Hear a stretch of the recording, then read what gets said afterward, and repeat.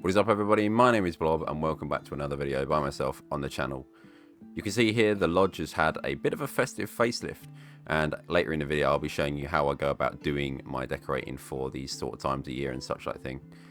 We also have the first animal joining P.A.W.S as well, and as we go I'll be doing some more little tips and tricks. Hope you enjoy the video.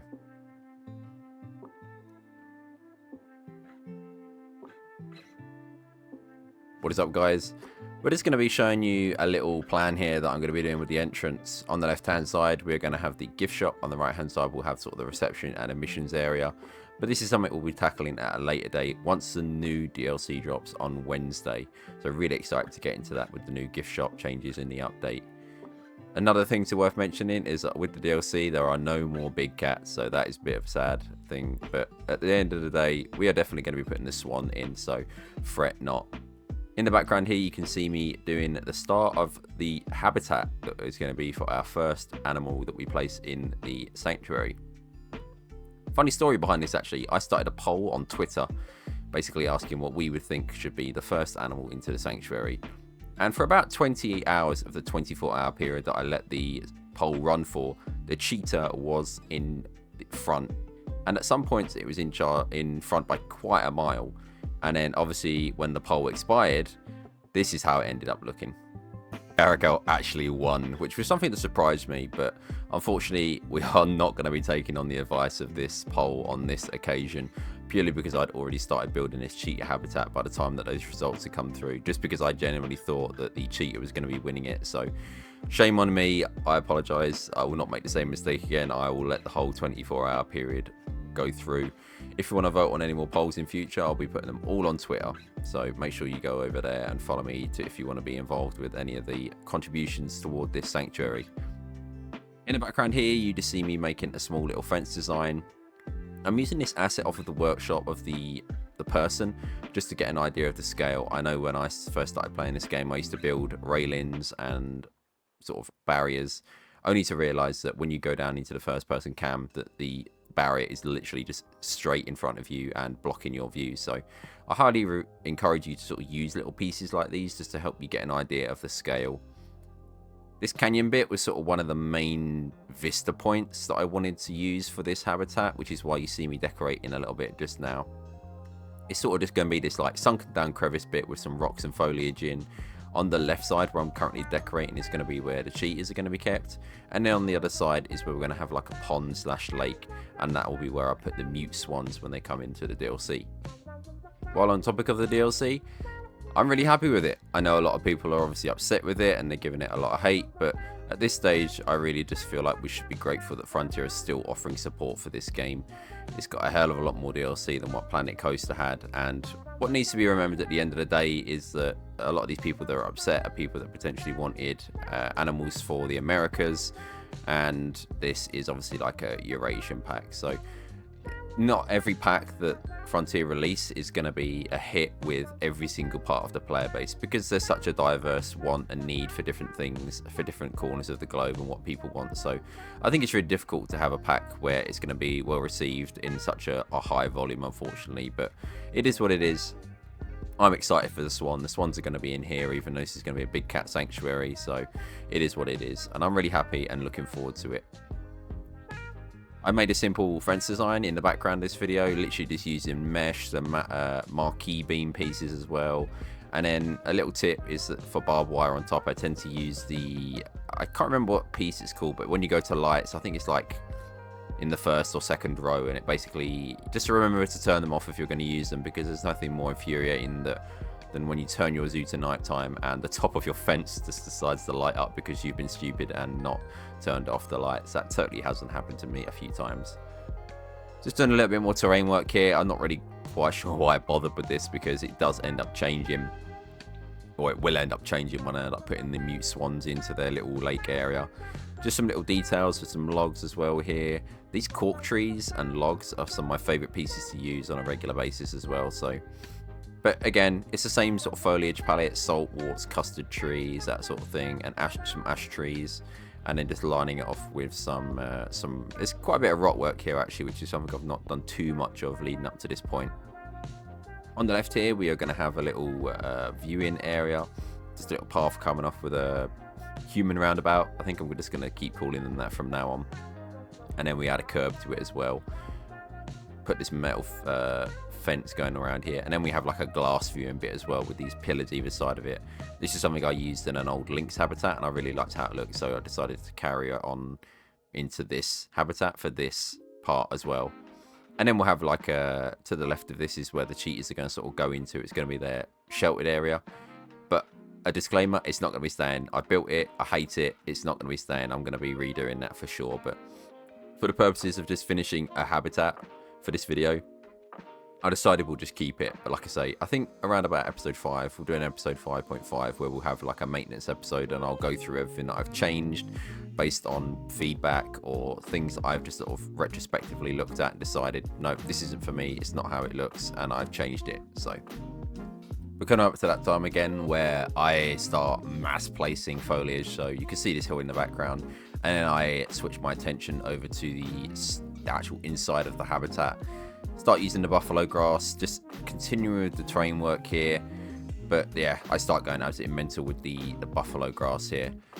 I know a lot of people look at this habitat and maybe think, obviously they don't like buffalo grass and they'll maybe get a little bit salty, but at the end of the day, this is a zoo based in the UK. Grass grows in the UK. I've been to plenty of zoos in the UK where you'll go to their habitat and it won't just be completely sand. There'll be a lot of native plants in with the animals that are there. They will obviously add a few themed plants potentially here and there to sort of like make it look more themed, but for the most part, like an English zoo isn't gonna rip out its grass to replace it with grass that would potentially be indigenous to where cheetahs are naturally found. Here we're just building like a shelter as well that they can't get under it, but they can get on top of it. And I kind of want to see if I can get a picture at some point of them resting on top of this, but not quite sure how I'm going to be able to force them to do that off the top of my head right now. But just more grass here, the same thing as usual, close to the edge of the fences is where I sink it lower into the ground. And then as we go toward the middle of the habitat, we obviously raise it up to make it look a bit more lush. And then you can just see me sort of finishing off the edges of this here as well, the habitat. There's going to be a section that comes off of this main habitat where people can do the meet and greet section of meeting the cheetahs.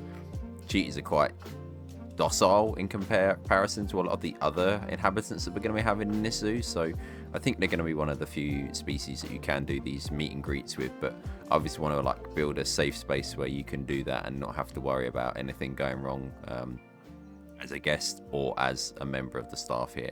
But again, that's something that I just sort of built in a rush, and I'm probably going to be redoing it as part of the maintenance episode that's going to come around about episode 5.5-ish. And I am reading comments every single video, so if there is something that you would potentially want to see changed here, let me know and I can look at getting that worked toward in that 5.5 episode as a change. In those comments, I've seen a lot of people asking for tips and tricks on certain aspects of the game, so as this was a longer episode, I thought I would sprinkling some of those as sort of some early Christmas presents. And speaking of Christmas, that is going to be leading me beautifully into my very first tip, and that is how to decorate for Christmas. So let's show you how you can decorate your zoo really quickly for the festive period, or even Halloween with the Twilight Pack. A lot of the assets allow you to decorate for that time of year. So basically, you're going to be starting off by selecting any shape that you want to use. I tend to go for the second smallest cube. You can color code these as well to match the time of year that you're decorating for. So for the purposes of this video, we're going to keep this purple. Next up, you want to go through and select all of the assets that you want to be potentially using in your zoo for decorating. And then you want to be grouping them all together with the block as well. Some of my personal favorites that I use is this little wooden reindeer, and there's like a small wooden Christmas tree as well. Don't forget that under nature you have the spruce trees that are already decorated with baubles and such. You'll see me place one of those in a second. One thing that you need to remember is that when you're doing this purple block afterward, you need to make sure that it is higher than the tallest asset is placed on the map. So the tallest asset here is obviously the spruce tree. That purple block needs to be above that highest point. And then from here you can go and Control X all of the pieces that you want to be copying and pasting around the zoo, and it should automatically add them to the group like you see here. And then when you want to hide it, select your block, and then you can sink it down into the ground and hide it for the other 11 months of the year. And then when December rolls around again, simply select your block, raise it back up, obviously level out the, I tend to use the bottoms of the trees as a guide, and boom, there you are, you've decorated again for Christmas in a click. Okay, boom, and jumping back in, this is that god-awful shelter that I built for the cheetahs. They can't even get inside it at the moment because the thing is too small, the hole that they're going through is too small. So again, this is just going to get completely ripped out and I'm going to replace it at a later date. So what you see here is basically redundant, but again, I just wanted to show you that we are human. We make the mistakes. We don't displace all these things perfectly first time of asking. So what I'm going to do is I'm going to leave this to play in the background with some music, and I'll join up with you in a moment when I pick up something that isn't this awful shelter.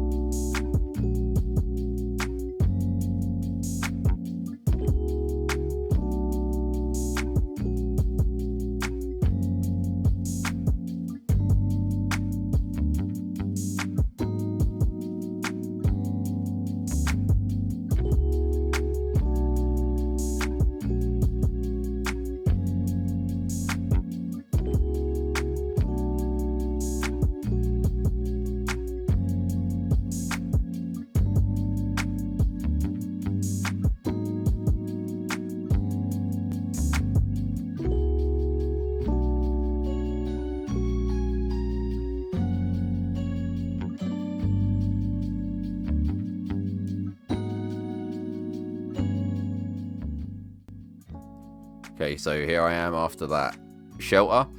Just doing a bit more foliage work here, more cypress trees. I've really come to like these. I think I ended up replacing there was a tree that I didn't like in the last episode, and I've actually ended up replacing those with the cypress trees. So really nice. And here I am just putting a little bit of themed foliage in. Some of these, I can't remember what they're called. I think they're called like candelabras or something like that.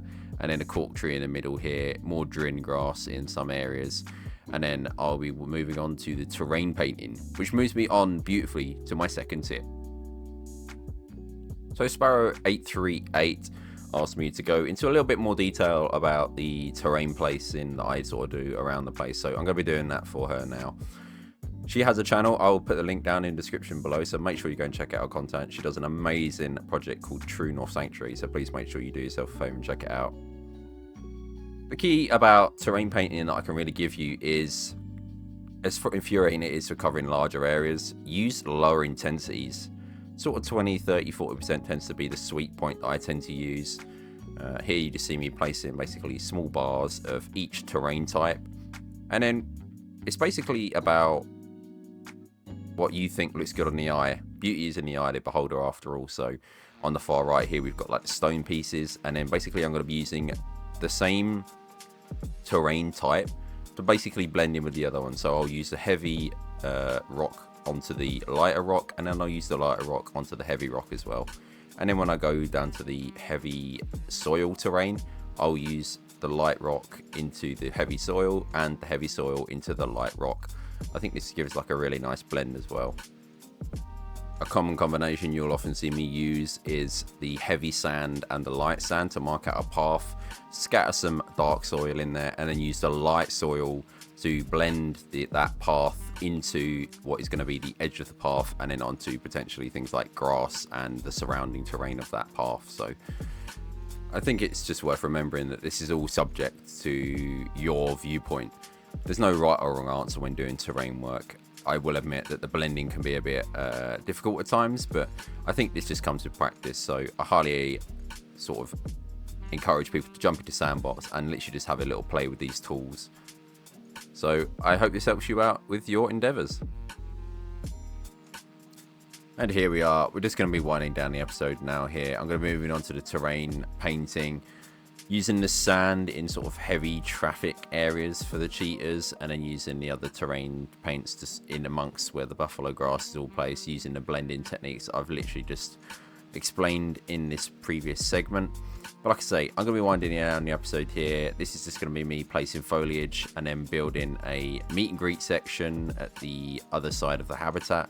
But that is pretty much going to be subject to change because I don't like how that looks either. But that's roughly where it's going to be anyway. But without any further ado, I'm going to put this back into the speed build section and leave you for the rest of the video.